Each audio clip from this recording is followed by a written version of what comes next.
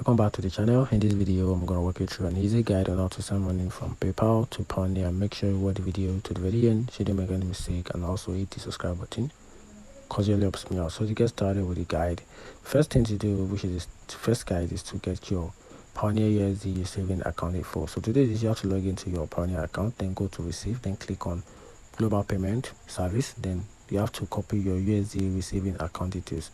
It will be from a US bank like a First Century Bank or a Community Federal Saving Bank.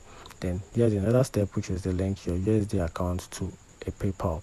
So to do this, you have to log into your PayPal account, then go to wallet or tap on bank and card in the app, then click add or click link a bank, then choose link a US bank manually, then enter the routine number and the account number from the Payoneer, then confirm the bank account, which is a micro deposit. PayPal will send two small amounts within 1 to 3 business days, then enter them in PayPal to confirm the link.